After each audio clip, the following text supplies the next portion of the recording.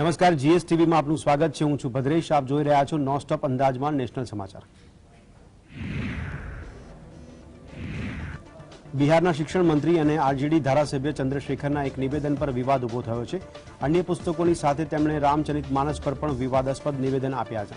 ચંદ્રશેખરે કહ્યું કે મનુસ્મૃતિ એ વિચારોનો સમૂહ છે, જ્યારે રામચરિતમાનસ એ નફરતોનો ગ્રંથ છે। રાજધાની પટનામાં નાલંદા ઓપન યુનિવર્સિટીના દક્ષાંત સમારોહમાં વિદ્યાર્થીઓને સંબોધતા તેમણે રામચરિતમાનસને સમાજને વિભાજિત કરનારા પુસ્તક ગણાવ્યું હતું। ચંદ્રશેખરે કહ્યું કે મનુસ્મૃતિ શા માટે બાળવામાં આવી હતી, કારણ કે તેમાં એક મોટા વર્ગ સામે અનેક અપશબ્દો કહેવામાં આવ્યા હતા। રામચરિતમાનસનો વિરોધ શા માટે કરવામાં આવ્યો અને કયા ભાગનો વિરોધ કરવામાં આવ્યો છે, જો કે વિવાદ પણ બિહારના શિક્ષણ મંત્રી પોતાના નિવેદન પર અડગ છે। रामचरितमानस का क्यों प्रतिरोध हुआ, किस अंश का प्रतिरोध हुआ? अधम जात में विद्या पाए, भयहु जथा ही दूध पिलाए। यानी अधम मतलब होता है नीच। दुनिया के लोगों सुनो, आपके माध्यम से कहना चाहता हूँ, नीच जाति के लोगों को शिक्षा ग्रहण करने का अधिकार नहीं था, और उसमें कहा गया है कि नीच जाति के लोग शिक्षा ग्रहण करके जहरीला हो जाते हैं, जैसा कि सांप दूध पीने के बाद होता है। अभी भी अपनी बात पर अडिग हूँ कि हम उस राम के भक्त हैं जो सबरी के जूठ बैर खाते हैं, उसके नहीं जो शंभुक के वध करते हैं।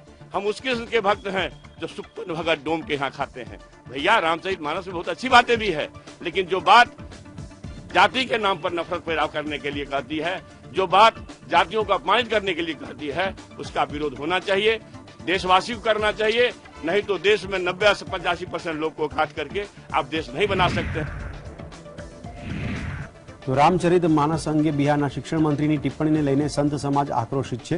ચંદ્રશેખરના નિવેદન પર સંત સમાજ તરફથી પણ પ્રતિક્રિયા આપવામાં આવી છે। અયોધ્યાના સંત જગતગુરુ પરમહંસ આચાર્યએ પણ આ ટિપ્પણીને સનાતન ધર્મવાસીઓ માટે અપમાન ગણાવી છે। તેમણે ચંદ્રશેખરની જીભ કાપીને લાવનારા વ્યક્તિને 10 કરોડ રૂપિયાના ઇનામનું વિવાદિત એલાન પણ કરી નાખ્યું છે। श्री राम सबके हैं। मैंने कहा था राम सर्वप्रथम हर भारतवासी की आत्मा, उसके बाद परमात्मा है। अब वो भी मिट जाएंगे जो देश को तोड़ा करते हैं और श्री रामचरितमानस जैसे ग्रंथ को भी आतंक से जोड़ा करते हैं। और मैं बिहार सरकार से मांग करता हूं कि तत्काल प्रभाव से जो शिक्षा मंत्री चंद्रशेखर जी हैं उनको पदच्युत करें, बहिष्कृत करें शिक्षा, और उनके ऊपर जो है कानूनी कार्यवाही करें। इससे पूरा देश आहत है। यह सभी सनातनियों का अपमान है, सभी हिंदुओं का अपमान है। और इस बयान के लिए मैं विधिक कार्रवाई के लिए मांग करता हूं कि 1 हफ्ते के अंदर इनको मंत्री पद से बर्खास्त किया जाए और ये क्षमा मांगे। अगर ऐसा नहीं होता है तो मैं 10 करोड़ का इनाम घोषित करता हूं, जो बिहार के शिक्षा मंत्री चंद्रशेखर की जीवा काटेगा। इस तरह की बयानबाजी कदापि बर्दाश्त नहीं की जाएगी। रामचरितमानस जोड़ने वाला ग्रंथ है, तोड़ने वाला नहीं।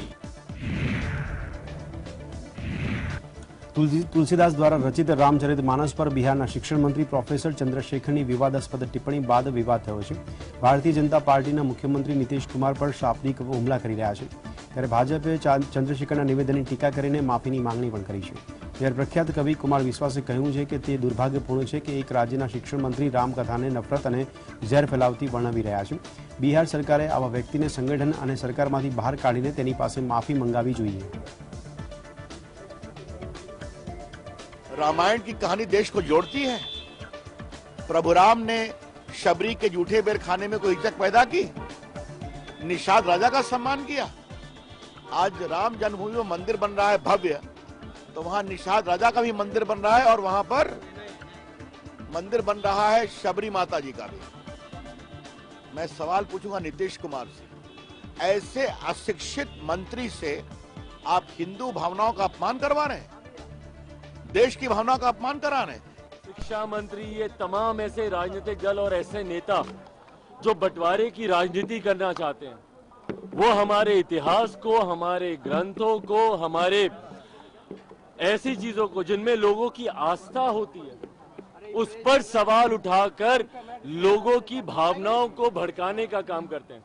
भाई, हम लोग एक ऐसे प्रदेश में हैं जहां के मुख्यमंत्री ने अपनी पूरी राजनीति बंटवारे करके ही उन्होंने सिद्ध की। हमारे यहाँ तक्षशिला और नालंदा पुरानी ज्ञान पीठिकाएं हैं, वहाँ एक शिक्षा मंत्री दीक्षांत समारोह में ऐसी बातें बोलते हैं, अशोभनीय है। नीतीश कुमार जी बहुत समरस व्यक्ति हैं, मैं उनका बहुत आदर करता हूं और मेरे प्रति उनका स्नेह भी है। और तेजस्वी भी मेरे भाई जैसे हैं, युवा नेता हैं, बिहार से बड़ी आशाएं हैं बिहार को उनसे। मैं उन दोनों से अनुरोध करता हूं कि ऐसे व्यक्ति को अपने संगठन से, अपनी सरकार से बाहर करें, उन्हें दंडित करें या उन्हें क्षमा मांगने के लिए कहें। क्योंकि दो बातें इसमें हैं कि एक तो या तो उन्होंने रामकथा ठीक से पढ़ी नहीं है, और दूसरा क्या वे किसी एक धर्म को, किसी एक मत को ही इतना सहिष्णु मानते हैं कि उस पर बोल सकते हैं। સરકારી જાહેરાતોની આડમાં પક્ષની રાજકીય જાહેરાતો પ્રકાશિત કરવા બદલ આમ આદમી પાર્ટીને રૂપિયા 163.62 કરોડની રિકવરીની નોટિસ ફટકારવામાં આવી છે। દિલ્હીના લેફ્ટનન્ટ ગવર્નર વીકે સક્સેનાએ મુખ્ય સચિવને સરકારી જાહેરાતોની આડમાં પ્રકાશિત પક્ષની રાજકીય જાહેરાતો માટે આપ પાસેથી રૂપિયા 97 કરોડની વસૂલાત કરવાનો નિર્દેશ આપ્યાના એક મહિના બાદ આ ઘટનાક્રમ સામે આવ્યો છે। માહિતી અને પ્રચાર નિર્દેશાલય દ્વારા ઇસ્યુ કરાયેલ વસૂલાત નોટિસમાં રકમ પર વ્યાજ પણ સામેલ છે અને દિલ્હીમાં સત્તારૂઢ આપને 10 દિવસની અંદર સમગ્ર રકમનું ચૂકવવાનું ફરજિયાત કર્યું છે। જો આપના કન્વીનર આમ કરવામાં નિષ્ફળ જાય છે તો દિલ્હીના લેફ્ટનન્ટ ગવર્નરના અગાઉના આદેશ મુજબ પાર્ટીની મિલકતો જપ્ત કરવા સહિતની તમામ કાનૂની કાર્યવાહી સમયબદ્ધ રીતે કરવામાં આવશે। 31 માર્ચ 2017 સુધી 99.31 કરોડ રૂપિયા રાજકીય જાહેરાતો પાછળ ખર્ચવામાં આવ્યા હતા। આ રકમ પર દંડના વ્યાજ પેટે બાકીની રકમ રૂપિયા 64.31 કરોડ છે, એટલે કે કુલ રકમ હવે 163.62 करोड़ છે।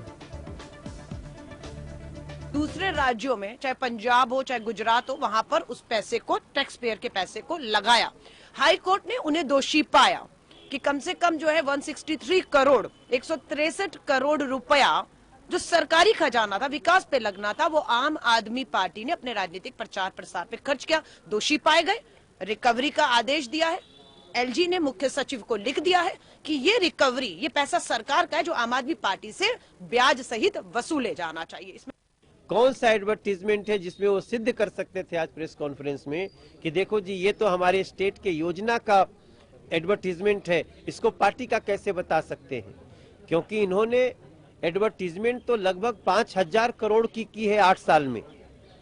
हम तो सिर्फ 163 करोड़ की जो रिकवरी न्यायिक रूप से होनी शुरू हुई है, उसकी स्पीडी रिकवरी के बारे में हम भारतीय जनता पार्टी प्रयास कर रही है। 164 કરોડની નોટિસ બાદ મનીષ સિસોદિયાએ પ્રેસ કોન્ફરન્સ કરીને ભાજપ પર નિશાન સાધ્યું। સિસોદિયાએ કહ્યું કે ભાજપે 7 વર્ષથી કેન્દ્ર સરકાર દ્વારા દિલ્હી સરકારના અધિકારીઓ પર ગેરકાયદેસર નિયંત્રણ રાખ્યું છે। એવું કહેવામાં આવી રહ્યું છે કે કેજરીવાલે દિલ્હીની બહાર જાહેર ખબર ન આપવી જોઈતી હતી। 7 વર્ષ બાદ બાજુએ છોડો, પરંતુ છેલ્લા 1 મહિનામાં અખબારો પર નજર નાખો, વિવિધ રાજ્યોમાંથી મુખ્યમંત્રી સુધીના ભાજપના મંત્રીઓની જાહેરાતો છે। આમાં હિમાચલથી લઈને ઉત્તરાખંડનો પણ સમાવેશ થાય છે। તેમણે દિલ્હીના અખબારોમાં દેશભરના ભાજપના મંત્રીઓની જાહેરાતો જોવા મળશે। શું ભાજપ પોતાના મંત્રીઓ પાસેથી પણ પૈસા વસૂલ કરશે? તેમણે દિલ્હીના એલજીને ભાજપ હાથા તરીકે ઉપયોગ કરી રહ્યા હોવાનો પણ આક્ષેપ કર્યો છે। लेकिन भारतीय जनता पार्टी असंवैधानिक रूप से इन अफसरों के ऊपर अपना कब्जा करके जमा के बैठी है और वो इसका दुरुपयोग करके इन अफसरों का इस्तेमाल कर रही है। अरविंद केजरीवाल जी के खिलाफ राजनीतिक इस्तेमाल कर रही है। चुनी हुई सरकार के मंत्रियों को टारगेट करने पे, काम नहीं करने दे रही अफसरों को। जनता के काम अफसर करते हैं तो उनको रुकवा देती है और अफसरों का दुरुपयोग कर रही है कि किस तरह से केजरीवाल जी और उनके मंत्रियों को टारगेट करें ये अफसर। ये अफसरों के ऊपर नियंत्रण का, नाजायज नियंत्रण का नाजायज इस्तेमाल है। इसीलिए जो सर्विस डिपार्टमेंट है दिल्ली सरकार का, भारतीय जनता पार्टी उस पर कब्जा जमा के बैठी हुई है संवैधानिक रूप से। સંઘ પ્રમુખ મોહન ભાગવતે દેશના મુસ્લિમો અંગે આપેલા નિવેદન બાદ એઆઈએમઆઈએમના અધ્યક્ષ અસદુદ્દીન ઓવૈસીએ પ્રતિક્રિયા આપી। તેમણે જણાવ્યું કે સંઘ પ્રમુખ પોતાની આઈડિયોલોજીને સૌની ઉપર સમજે છે અને તેઓ ગોલવેકર આપેલા નિવેદનને ફરી એકવાર આપી રહ્યા છે। ઓવૈસીએ આ પ્રકારનું નિવેદન એવા સમયે આપ્યું જ્યારે મોહન ભાગવતે જણાવ્યું હતું કે દેશમાં ઇસ્લામનો કોઈ ખતરો નથી, પરંતુ અમે મોટા છીએ તેવી ભાવના તેમને છોડવી પડશે।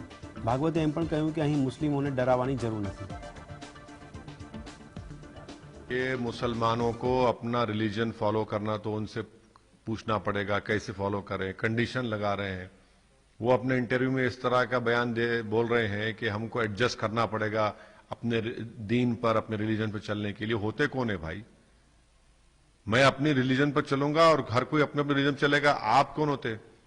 और आप बोल रहे हैं कि सुप्रीमेसी की बात हम कहां करते हैं? हम तो हमेशा इक्वालिटी की बात करते हैं, इक्वल राइट्स की बात करते आए हैं। वो अपनी आइडियोलॉजी को सबसे सुप्रीम समझते हैं। उनका स्टेटमेंट खुद एक अपर कास्ट के फ्यूडल स्टेटमेंट है। वो तो आर्यन सुप्रीमेसी को मानने वाले लोग हैं ये लोग।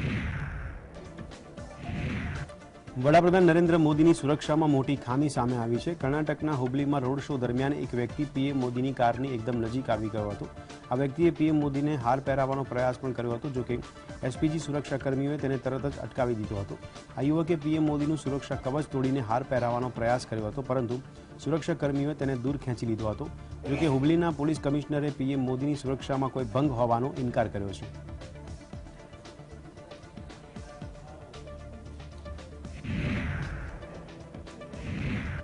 ઉપરાષ્ટ્રપતિ જગદીપ ધનખરે કેશવાનંદ ભારતી કેસમાં ઐતિહાસિક ચુકાદા પર સવાલ ઉઠાવ્યા બાદ વિરોધ પક્ષો દ્વારા તેની આકરી ટીકા કરવામાં આવી રહી છે। કોંગ્રેસના નેતા અને પૂર્વ નાણામંત્રી પી ચિદમ્બરમે કહ્યું કે કેશવાનંદ ભારતી કેસ સંબંધિત ચુકાદાને રાજ્યસભાના અધ્યક્ષ દ્વારા ખોટો કહેવો તે ન્યાયતંત્ર પર અભૂતપૂર્વ હુમલો છે। આ સાથે તેમણે એમ પણ કહ્યું કે રાજ્યસભાના અધ્યક્ષની તે વાત ખોટી છે કે સંસદ સર્વોચ્ચ છે। સંસદ નહીં પરંતુ બંધારણ સર્વોચ્ચ છે। ધનખરેના નિવેદન બાદ ટ્વિટર દ્વારા પ્રતિક્રિયા આપતા કોંગ્રેસના વરિષ્ઠ નેતા પી ચિદમ્બરમે કહ્યું કે સંસદ સર્વોચ્ચ હોવાનો ધનખરેનો દાવો ખોટો છે, જ્યારે વાસ્તવમાં બંધારણ સર્વોચ્ચ છે। બંધારણના મૂળભૂત સિદ્ધાંતો પર બહુમતીવાદી હુમલાઓને રોકવા માટે મૂળભૂત માળખાનો સિદ્ધાંત વિકસાવવામાં આવ્યો હતો।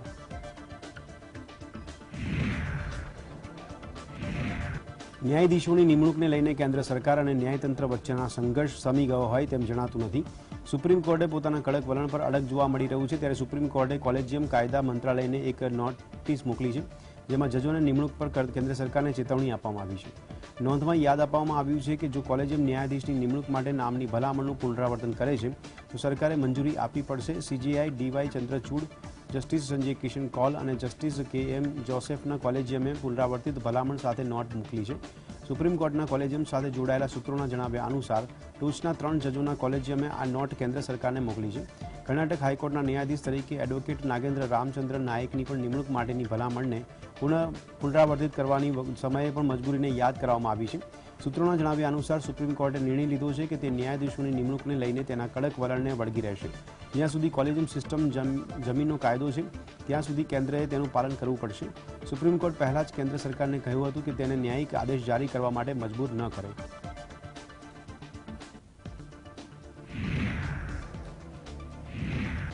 વાસ્તવિક નિયંત્રણ રેખા પર ચાલી રહેલા તણાવ વચ્ચે ચીને ફરી એકવાર તેના સૈનિકોની તૈનાતી વધારી દીધી છે।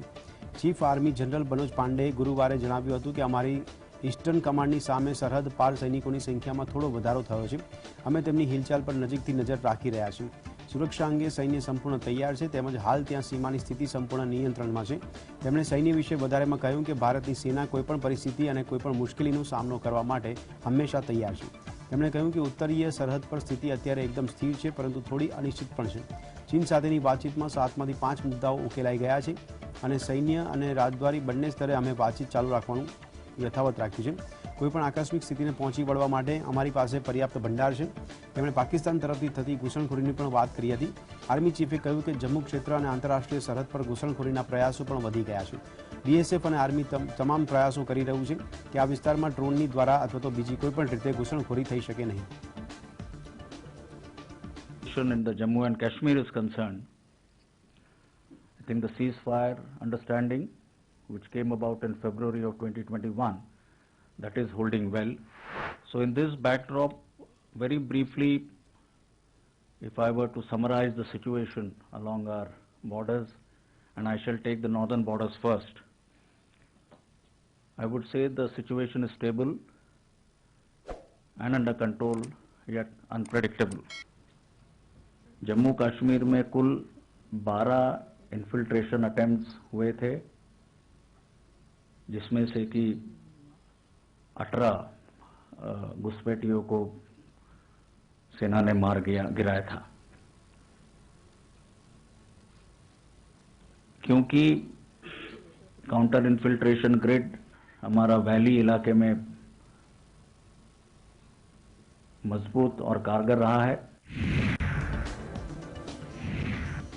ઉત્તરાખંડના જોશીમઠમાં અસુરક્ષિત ઇમારતોની સંખ્યા સતત વધી રહી છે। અત્યાર સુધીમાં કુલ 678 ઇમારતોની ઓળખ કરવામાં આવી છે। ત્યારે સીબીઆરઆઈની ટીમે સોમવારે મલેરી ઇન અને માઉન્ટ વ્યૂ હોટલનો સર્વે કર્યો હતો। ગુરુવારે હોટેલ માઉન્ટ વ્યૂ તોડી પાડવામાં આવી રહી છે। આ હોટલોને ભારે નુકસાન થયું છે ત્યારે જિલ્લા મેજિસ્ટ્રેટ હિમાંશુ ખુરાનાએ સામાન્ય લોકોની સલામતી માટે જોશીમઠ ડિઝાસ્ટર એક્ટ 2005ની કલમ 34T હેઠળ હોટેલ મલારી ઇન અને માઉન્ટ વ્યૂને તાત્કાલિક તોડી પાડવાનો આદેશ જારી કર્યો હતો. જોશીમઠમાં આવેલી હોટલને તોડી પાડવાની કાર્યવાહી શરૂ કરવામાં આવી છે. ઉલ્લેખનીય છે કે મંગળવારે જ જોશીમઠમાં હોટેલ માઉન્ટ વ્યૂ અને મલેરી ઇનને તોડી પાડવાની હતી, પરંતુ હોટેલ માલિકોએ આ કાર્યવાહીનો વિરોધ શરૂ કર્યો હતો. તેમણે કહ્યું કે આર્થિક મૂલ્યાંકન થયું નથી તેમજ નોટિસ પણ આપવામાં નથી આવી. વિરોધ વધી જતા વહીવટીતંત્રને પીછેહટ કરવી પડી હતી. જોકે અધિકારીઓનું કહેવું કંઈક બીજું હતું. Secretary disaster management doctor Ranjit સિન્હાએ જણાવ્યું હતું કે ઊંચી ઇમારતોને તોડવા માટે ક્રેન જરૂરી છે ત્યાં જ્યાં જોવા મળી શકતી નથી, એટલા માટે દહેરાદૂનથી ક્રેન બોલાવવામાં આવી હતી.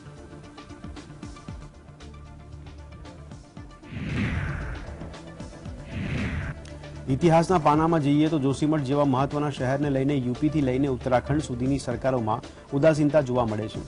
સમયના વહેણ સાથે આ તિરાડો એટલી ઊંડી થઈ ગઈ છે કે ઘણા મકાનો રહેવા લાયક નથી, જેના કારણે મકાન માલિકો અને ભાડુઆતોએ ઘર છોડવું પડે છે. જેમની પાસે રહેવા માટે અન્ય કોઈ વિકલ્પ નથી તેઓ કાઉન્સિલરો દ્વારા પોતાના ખર્ચે બનાવેલા આશ્રય સ્થાનોમાં રહેવા મજબૂર છે. લોકો તેમના ઘરો છોડીને અન્ય સુરક્ષિત સ્થળોએ પણ જઈ રહ્યા છે. जोशीमठ मतलब प्रॉपर यहाँ के रहने वाले हैं, बचपन हमारा यहीं पे बीता है. बट ये एक पापा मेरे सर्विस करते हैं कानपुर में, तो स्टडी हम लोगों की वहीं से हो रही है. अभी हम लोग वहीं पे थे तो अचानक से हमें ये मतलब पता चला कि यहाँ पे इतनी बुरी कंडीशन हो गई है, घर पे रेड क्रॉस पड़ गया है. तो मतलब हम लोग सडनली यहाँ पे आए हैं और अपना सामान यहाँ से सुरक्षित कहीं मतलब ऐसी जगह पे शिफ्ट कर रहे हैं जहाँ पे मतलब हमारा सामान बच सके. पहले कम दरारें थी, लेकिन 2-3 तारीख को बहुत सारी दरारें पड़ गई हैं, जिसके कारण जो प्रशासन का आदेश आया है कि आप अपने घरों से अपना सामान खाली करवाइए. तो सर अभी हम अपना सामान खाली कर रहे हैं, लेकिन समस्या ये है कि क्योंकि जो हमारा सामान है पूरे जिंदगी भर की पूंजी वहाँ जुड़ी हुई है, बहुत सारा सामान है, लेकिन अभी अपना सामान हम कहाँ शिफ्ट करें. ना तो अभी प्रशासन की तरफ से हमें कोई जगह बताई गई है जहाँ हम अपना सामान शिफ्ट कर सकें, लेकिन अभी फिर अपने ही रिस्पॉन्सिबिलिटी पे हम जैसे तैसे कहीं किराए के कमरे लेके वहाँ अपने सामान को डाल रहे हैं ताकि वो सामान सुरक्षित रह सके हमारा. કેન્દ્રીય ગૃહમંત્રી અમિત શાહે ગુરુવારે જોશીમઠની સ્થિતિને લઈને ઉચ્ચસ્તરીય બેઠક યોજી હતી. આ દરમિયાન કેન્દ્રીય મંત્રીઓ નીતિન ગડકરી, આર.કે. સિંહ, ભૂપેન્દ્ર યાદવ અને ગજેન્દ્રસિંહ શેખાવત પણ હાજર રહ્યા હતા. બેઠકમાં જોશીમઠની સ્થિતિ અંગે વિગતવાર ચર્ચા કરવામાં આવી હતી. જોશીમઠ નગર વિસ્તારમાં ભૂસ્ખલનથી પ્રભાવિત 723 ઇમારતોની ઓળખ કરવામાં આવી છે, જેમાંથી બુધવાર સુધી 145 પરિવારોને હંગામી રાહત કેમ્પમાં ખસેડવામાં આવ્યા હતા. के मुख्यमंत्री श्री पुष्कर सिंह धामी उनकी सरकार पूरी तरह से उसका समाधान करने की कोशिश, जोशीमठ में जो कुछ भी संकट पैदा हुआ है उसका समाधान निकालने की कोशिश कर रहे हैं. और स्वयं इस दृष्टि से हमारे प्रधानमंत्री श्री नरेंद्र मोदी जी चिंता कर रहे हैं और जो भी आवश्यक मार्गदर्शन है वो मार्गदर्शन भी कर रहे हैं. और केंद्र सरकार का अधिकतम जो सहयोग दिया जा सकता है वो सहयोग भी केंद्र सरकार दे रही है. ઉત્તરાખંડના મુખ્યમંત્રી પુષ્કરસિંહ ધામીએ જોશીમઠની મુલાકાત લઈને પરિસ્થિતિનો તાગ મેળવ્યો હતો. તેમણે અધિકારીઓ અને નિષ્ણાંતો સાથે બેઠક યોજી હતી. સીએમ ધામીએ કહ્યું કે જોશીમઠમાં માત્ર 25% ઘરોમાં તિરાડો છે. આવા ઘરોને ખાલી કરવામાં આવ્યા છે. એવું વાતાવરણ ન બનાવો કે જોશીમઠ ખતમ થઈ રહ્યું છે. સીએમ ધામીએ કહ્યું કે જોશીમઠની અર્થવ્યવસ્થા પ્રવાસન પર નિર્ભર છે. 4 મહિના પછી ચારધામ યાત્રા પણ છે. તેવામાં ભયનું વાતાવરણ ઊભું થશે તો પ્રવાસીઓ આવશે નહીં. વધુમાં ધામીએ કહ્યું કે 1.5 લાખની મદદ અસરગ્રસ્તોના ખાતામાં તુરંત પહોંચી જશે. બાદમાં અસરગ્રસ્તોને વધુ મદદ આપવામાં આવશે. અમે સરકાર અને જનપ્રતિનિધિઓની એક સમિતિ બનાવી છે જે વળતરને લઈને ચર્ચા કરી રહી છે. नहीं, अभी तत्काल रूप से हम 1.5 लाख रुपए की धनराशि फौरी तौर पर अंतरिम सहायता के रूप में दे रहे हैं सभी के खातों में. आज से ही उसको डाल देंगे. आज शाम तक जो है अधिकांश खातों में वो पैसा चला जाएगा, अन्यथा कल तक सभी में चला जाएगा. और उसके बाद जो कमेटी बनाई है यहाँ पर, वो कमेटी तय करेगी कि पहले भी आपदा के समय में जो लोगों के राहत के काम और पुनर्वास की जो व्यवस्था होती थी, जो रेट दिए जाते थे, उन्हीं रेटों पर हम अच्छे से अच्छा रेट यहाँ पर लोगों को देंगे. और सभी કેન્દ્રીય નાણાપ્રધાન નિર્મલા સીતારમણે voice of global south summit નામની વર્ચ્યુઅલ ઇવેન્ટ દરમિયાન નાણાપ્રધાનોના સત્રની અધ્યક્ષતા કરી હતી. આ દરમિયાન નિર્મલા સીતારમણે કહ્યું કે જો વિવિધ દેશોમાં વધી રહેલા દેવાના સંકટને અવગણવામાં આવશે તો તે વૈશ્વિક સ્તરે મંદીનું કારણ બની શકે છે. જો આ સમસ્યાઓ પર ધ્યાન આપવામાં ન આવે તો આ વધતું દેવું કટોકટી વિશ્વવ્યાપી મંદી તરફ દોરી શકે છે. અને લાખો લોકોને ગરીબી રેખા નીચે ધકેલી શકે છે. નાણાપ્રધાને જણાવ્યું હતું કે વૈશ્વિક ધિરાણની અસુરક્ષા વધી રહી છે, તેના કારણે વૈશ્વિક ઋણ કટોકટીનું પ્રણાલીગત જોખમ ઊભું કરી રહ્યું છે. આ દેશોમાં સ્પષ્ટપણે દેખાય છે કે જેઓ આજે બહુ વધારે પડતા દેવાની સેવા અને ખોરાક તથા બળતણ જેવી સ્થાનિક જરૂરિયાતોને પહોંચી વળવા માટે વચ્ચે ફસાયેલા છે. એવી સ્થિતિમાં વિકાસના સામાજિક પરિમાણ અને વધતા જતા નાણાકીય અંતર પર ધ્યાન આપવાની જરૂર છે, જેનો સામનો ઘણા દેશો સામે કરી રહ્યા હોય. ત્યારે નિર્મલા સીતારમણે કહ્યું કે આપણે આવી સિસ્ટમની શક્યતાઓ શોધવી જોઈએ, જેથી બહુપક્ષીય વિકાસ બેન્કો દ્વારા આપવામાં આવે તો ટેકો તે દેશની જરૂરિયાતો સાથે સુસંગત હોય અને ટકાઉ પણ હોઈ શકે.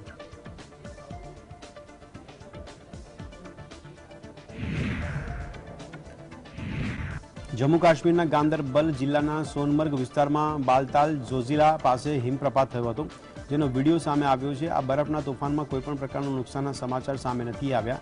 ત્યારે કાશ્મીરના ઊંચા વિસ્તારોમાં હિમવર્ષા અને મેદાની વિસ્તારોમાં વરસાદને કારણે પહેલગામ અને ગુલમર્ગ સિવાય સમગ્ર ખીણમાં રાત્રિનું તાપમાન શૂન્યથી નીચે ઉતરી ગયું છે.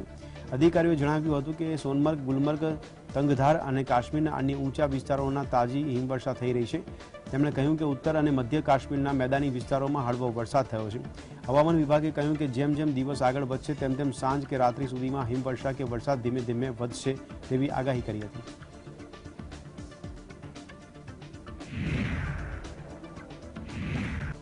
હવામાનમાં ફેરફાર સાથે હિમાલયના ઊંચા વિસ્તારોમાં ભારે હિમવર્ષા થઈ હતી. ત્યારે ગંગોત્રી ધામમાં પણ ભારે હિમવર્ષા થઈ, જેના કારણે બરફની જાડી ચાદર છવાઈ ગઈ હતી. ગંગોત્રી ધામમાં મંદિર પરિસર અને પહાડો પર સફેદ ચાદર પથરાઈ હતી. હિમાલયના ઊંચા વિસ્તારોમાં લઘુત્તમ તાપમાન -10 ડિગ્રી છે, જ્યારે મહત્તમ તાપમાન પણ -ડિગ્રીમાં જોવા મળ્યું છે.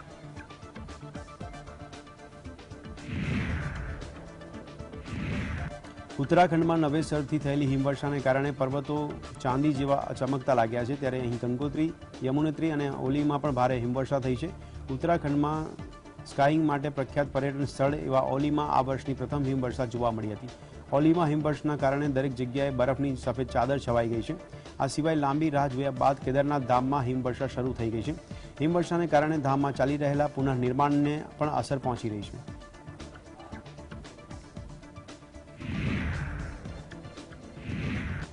ઉત્તરાખંડ ઉપરાંત હિમાચલ પ્રદેશમાં પણ ભારે હિમવર્ષા થઈ છે. મનાલી તેમજ શિમલાના પહાડી વિસ્તારોમાં ભારે હિમવર્ષાના કારણે રમણીય નજારો ઊભો થયો છે.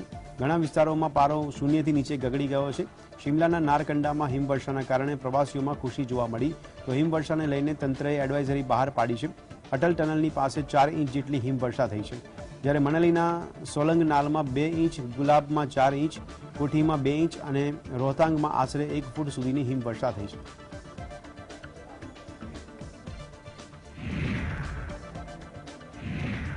ઉત્તર ભારતમાં હિમવર્ષાના કારણે ઉત્તર પ્રદેશમાં કાતિલ ઠંડી અને ગાઢ ધુમ્મસનું સામ્રાજ્ય છવાયું છે.